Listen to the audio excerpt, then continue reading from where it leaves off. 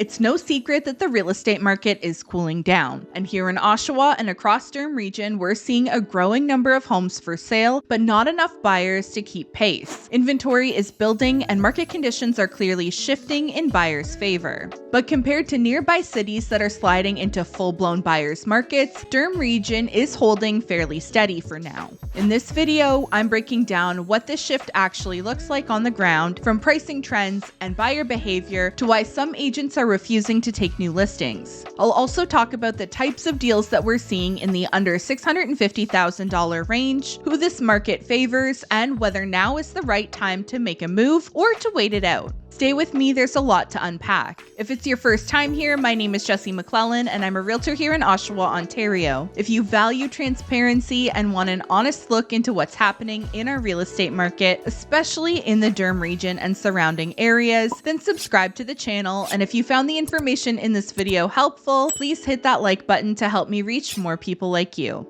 And if you'd like to speak with me directly about buying or selling a home here, or if you just have a question about our market, you can use the link in the description to book a call with me at a time that works best for you. Before we get into the stats, I want to quickly mention the latest Bank of Canada announcement.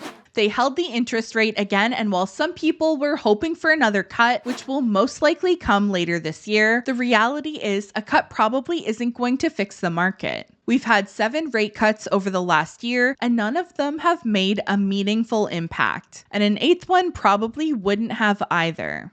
Now let's get into what's actually happening right now. And if there's even a chance that you'll be buying or selling a home this year, make sure that you watch until the end. There's a lot of important information in this one. These numbers are from the month of May. They cover all of Durham region and the percentage change is month over month, so from April to May. We had 2,461 new listings, 850 sales, and we ended the month with 2,798 active listings for sale in our market. New listings and active listings grew nearly 15% since April, and our sales saw a 10% increase. Our months of inventory saw a slight increase to 3.3 months of inventory, but our sales to new listing ratio remains very, very low at just 34.5%.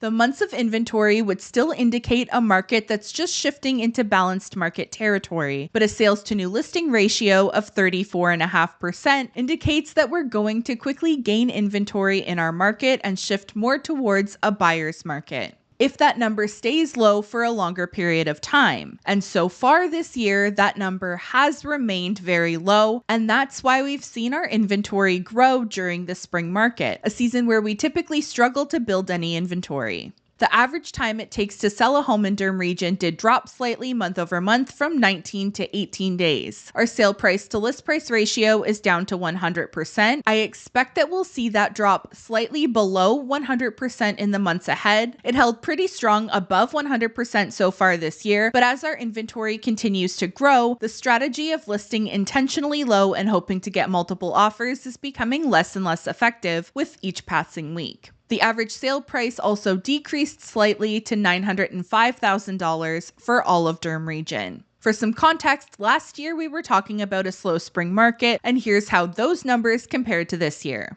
On average, it only took a home 14 days to sell. The average sale price to list price ratio was 104% because most homes were listing low and selling above asking price. And we had inventory levels that supported that strategy with only 2.1 months of inventory. Even though we talked about last year feeling slow, that was still a seller's market. It's just compared to 2022 or 2021, it did feel slower.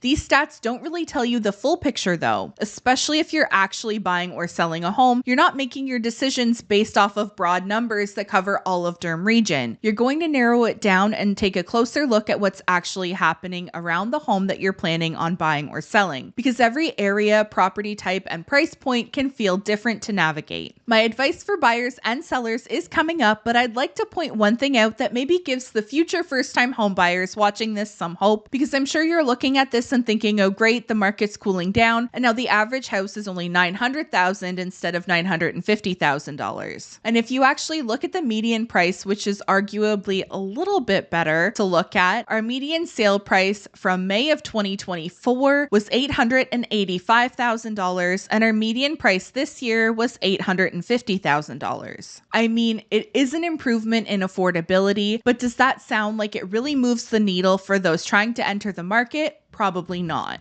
But I was working with a number of first-time home buyers that were looking last year, and they could not find a home that worked for them and was at the price that they were comfortable with. This year, however, they started buying homes because now the homes at $600,000 and $650,000 aren't complete duds and in bad areas or ones that need massive amounts of work. You can find nice townhomes in places like Oshawa, Curtis, and Bowmanville under $650,000. There are even detached homes selling under $650,000, and these are good homes in good neighborhoods. Are all of the homes perfect? Of course not. Maybe you'd want to replace the flooring or update the kitchen in the future. Or maybe it needs a new air conditioner, but they provide opportunities for buyers to buy into an area that they normally could not afford to, especially for the buyers who are willing to do a little bit of work or updates in the future, which is only going to help them build equity because a home with those updates would be out of their budget. I pulled some information to compare May of last year to this year because I don't think looking at the median or average price really tells you how different the market is right now.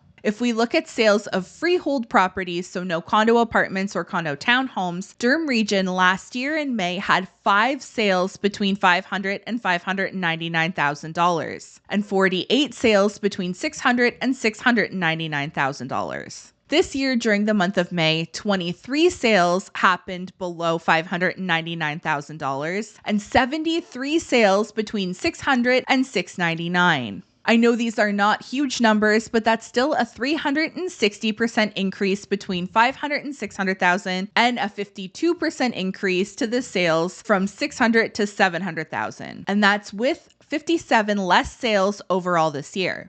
And I can tell you from my personal experience as an agent who went through many of those properties last year and this year. Last year, most of those homes were not homes that I would recommend to a buyer, and the few that were suitable sold very quickly. This year, there are still homes in areas that I wouldn't recommend to families or homes that need way too much work, but now we're finally seeing good homes in quality neighborhoods that fall into these more affordable price categories. And every time a sale happens, it sets a new standard for that area. And the more sales we see happen in those lower price points, the more sellers in those areas will accept that they have to lower their price if they want to sell their property. And as the buyer right now, you have more time to think, talk with your family, and process your decision. You also have the benefit of lower interest rates over buyers from last year. With that said, I understand for a lot of buyers right now, you're watching the market, you're seeing prices slowly coming down, and you probably want to jump in, but at the same time, you don't want to feel like you're catching a falling knife. You don't want to buy a home and then in 3 months, when you move in, it's worth less than you paid for it. And trust me, I'm not here to tell you how this is the bottom of the market and everyone needs to buy a house. That's not what I do, and it's not the truth. But you need to look at your situation. Are you someone who's comfortable with your current living situation, but your goal is to buy a house when the right one comes up? Or are you someone who's on a shorter timeline and your living situation is going to change? It's just a matter of whether you rent for a while or buy something right now. If you're in the group who's okay with where you're at, especially if your rent is cheap or you live at home still, just take your time. Be ready, have your pre-approval, know who you're going to work with, and choose the right realtor and professionals whose values align with yours. Then wait for the right opportunity. There are deals to be had right now, and there are going to be many more in the future. And the buyers who get those deals are the ones who educate themselves on the market. They're patient, but they're also ready to strike when that right home comes up. If you're someone who, for whatever reason, is feeling pressured to find new living accommodations, explore your options, run the numbers. Maybe renting short-term is the right move for you. But if you're financially ready to buy a home and you're ready to take on the responsibility, if it's your first home, what I would say is if you can afford to buy something that works longer term, like 5 to 10 years, and you're comfortable with the payment, then I personally don't think that buying is a bad choice to make. However, if your budget only allows you to buy a property that doesn't really suit your needs and may only work for you for a couple of years, it's probably not the right time for you. When you move into your new home, you want to have peace of mind. You want to feel good about your purchase, feel good about what you paid, and feel good that you can afford to make the mortgage payments and maintain the home. And if your plan is to live there longer term, these price fluctuations in the short term are not going to be on your mind all of the time because you're not planning on selling anytime soon. But if you buy a home and feel like you need to move again in 2 to 3 years, the values are always going to be in the back of your mind, and every little price fluctuation is going to feel very unsettling. Whatever category you're in as a buyer and whatever decision you decide to make, please find a realtor that you can trust and rely on. I've helped buyers recently get great deals on properties, but it's because we have a really good, strong working relationship. They could trust me when they called and said, "Jesse, what do you think of this house?" And I would tell them whether it was likely going to sell over their budget, or if it's a house that we should seriously consider looking at. And they got into homes in areas that they otherwise probably wouldn't have been able to afford had we not identified those great opportunities together. You need to trust your realtor and be able to do that, because I've also had clients who were talking with another realtor prior to working with me, and they were told that they could never buy a home with their budget, and that was a big waste of everybody's time. Fortunately, they didn't give up, and they bought a great home in a beautiful family-oriented neighborhood, and even though the market has dropped since they purchased, the homes around them still sell for the same value that they paid, if not a little bit more. But had they believed that realtor the first time, they probably never would have purchased. If you're not sure if what you can afford can get you what you really need, reach out to me and I'll take a look for you. It's never a waste of my time. For those of you who may be selling a home in the near future, here's what I'm noticing. One trend I'm seeing is that buyers have two numbers: their maximum pre-approval and how much they're actually comfortable and willing to spend, and the market conditions are allowing them to stick firm on that number. It's a great thing when you're on the buying side, but as a seller, it can be frustrating if you're always getting offers below your expectations. Another trend I've started noticing coming up more amongst realtors is agents turning down listings. Experienced agents understand what it truly takes to sell a home and represent their clients well, and that includes knowing the real costs involved in preparing and marketing a listing the right way. Not snapping a few iPhone photos and tossing a random pillow from HomeSense on the couch and calling it staging, but bringing in professional photographers, videographers to present your home in the best possible light, and working with experienced stagers who understand design, flow, and how to highlight a home's full potential. These days, sellers, especially ones who purchased in the last 5 to 6 years, tend to have higher expectations, and I get it. When they bought their home, they saw firsthand how staging and great photography could make a difference. Understandably, they now want that same level of service and presentation. And let's be real, those things come at a cost. We invest between $3,500 and $6,000 into almost every listing to make sure that it's done right and presented in the best possible light. So if I believe that a seller's expectations don't align with what the market will actually support, I can't justify putting thousands of dollars on the line. And I know a lot of other realtors have been saying the same. Now, this isn't about only taking on easy listings or not being willing to try a slightly higher number than we believe the market value to be. I'm not looking for that 2022 just put the sign on the lawn and buyers will line up. I'm prepared to put in the time, strategy, and effort it takes to get a home sold, and I have no problem doing the heavy lifting when it's needed. I'll always walk you through the data, show you exactly how I've arrived at your home's value, because I want to make sure that you feel fully informed and confident in the numbers. But if someone is dead set on a price that is way far above what the market suggests, and there's no evidence to justify it, then we're probably not the right fit for them. I want to be able to sell your home, not just list it. I want to host open houses where the buyers walk in and I can genuinely get excited, highlighting everything that makes your home a great opportunity, whether it's as is or with some sweat equity. As much as I genuinely believe that there is a buyer for every home, I can't sell your home with full conviction if I know that the price is $200,000 over what any buyer should ever pay for it. Just like buyers, sellers need to work with a realtor they trust, someone who genuinely has their best interests at heart. You should feel confident that the advice that you're getting is based on accurate, up-to-date information that reflects both your home and the current market, and don't hesitate to ask questions.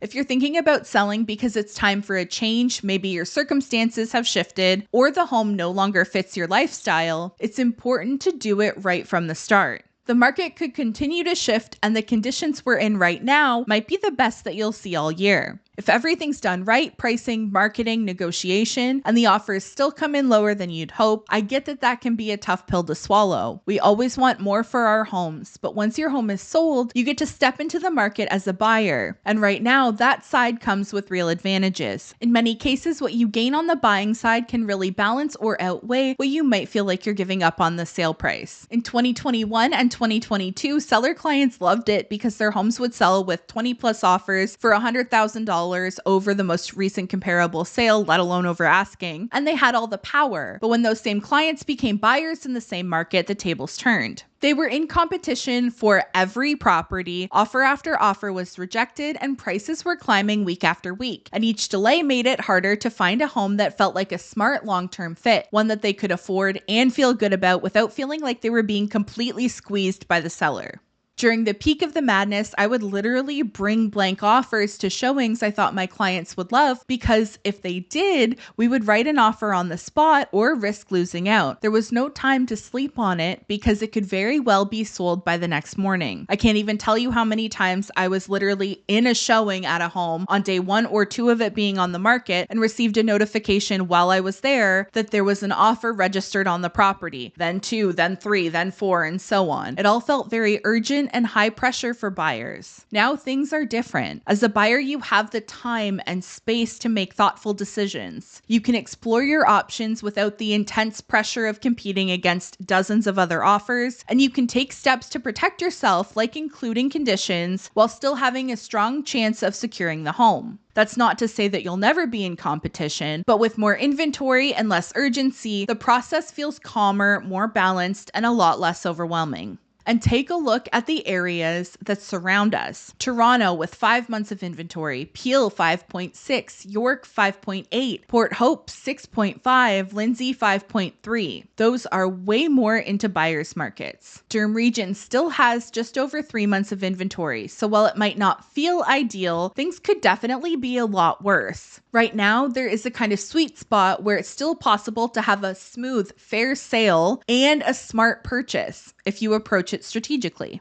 I know some agents in Toronto or Vancouver probably see me talk about the Durham market and think 3 months of inventory is nothing because they're sitting at 5, 6, 7 plus months of inventory and reducing their list prices significantly every few weeks just to get traction. Thankfully, we are not there. But if you have any questions, feel free to use the link in the description to book a call with me, whether you're buying, selling, or still figuring things out. I'm happy to help guide you and answer your questions. Thanks for sticking around until the end. If you found this helpful, hit that like button. It really helps the channel. And don't forget to subscribe if you want to see more videos like this. I'll see you in the next one. Bye.